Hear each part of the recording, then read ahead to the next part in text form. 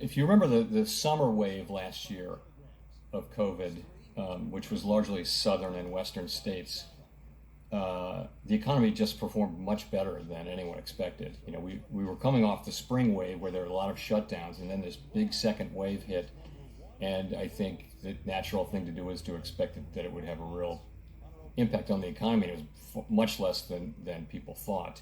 People learned what's happened is, first of all, many people are vaccinated. They're going on with their lives. Secondly, we've kind of learned to live with it. A lot of industries have kind of improvised their way around it. Particularly, for example, buying a new home. That process of buying a new home very quickly moved to much more of a virtual process, and so they were able to to do that. And other industries as well have gone to takeout and no contact things. It's so that can all. It seems like we've learned to handle this now. I think people would like to get back to the way things were, and I hope to some extent we will over time.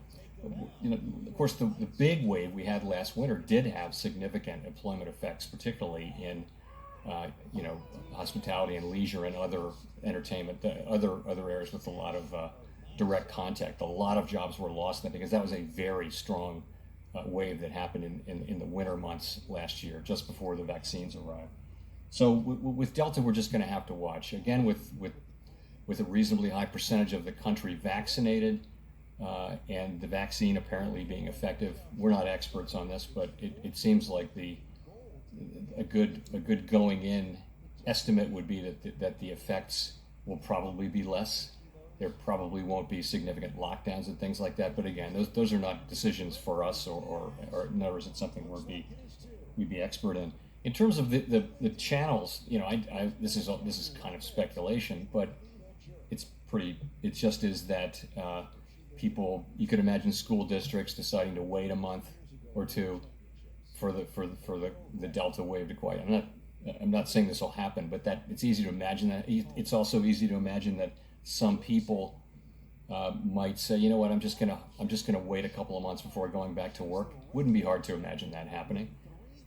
If schools don't open, then caretakers have to stay home, and if people don't go back into the labor force, then the job growth won't be as strong. Those kind of things. So it doesn't.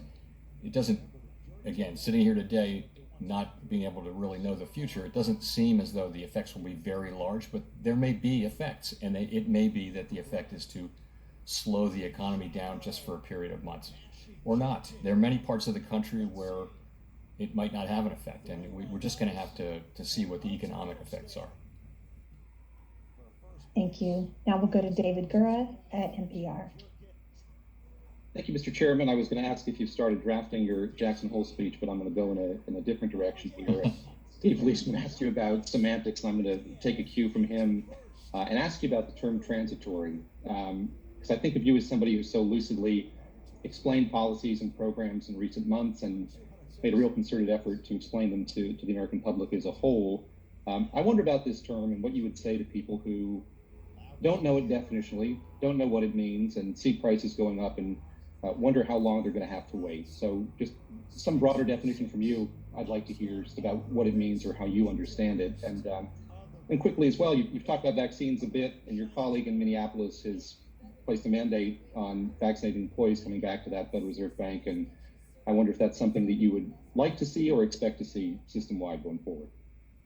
The concept of transitory is really this. It is that the increases will happen. We're not saying they will reverse. That's not what transitory means. It means that the increases in prices will happen. So there will be inflation, but that the process of inflation will stop, so that there won't be further. When we think of inflation, we really think of inflation going up year upon year upon year upon year. That's inflation. When you have inflation for 12 months or whatever it may be, I'm just taking an example, I'm not making an estimate, then you have a price increase, but you don't have an inflation process. And so part of that just is that if it doesn't affect longer term inflation expectations, then it's very likely not to affect the process of inflation going forward. Again, I don't mean that producers are going to take those price increases back. That's not the idea. It's just that they won't go on indefinitely.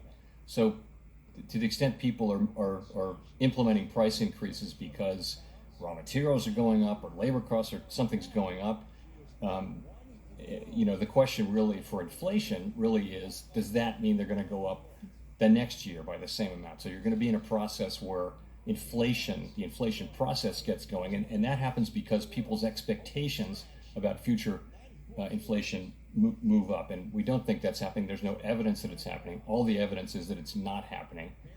But nonetheless, we have to watch this very carefully because this is, we have two mandates: maximum employment and price stability. Price stability for us means inflation averaging 2% over time, and so we've got to be very careful about that. But I think it's a good point that it's a term. What it really means is temporary. But then you got to understand that it doesn't mean that the increases will be taken back. Some of them will be, but that's not really what it means.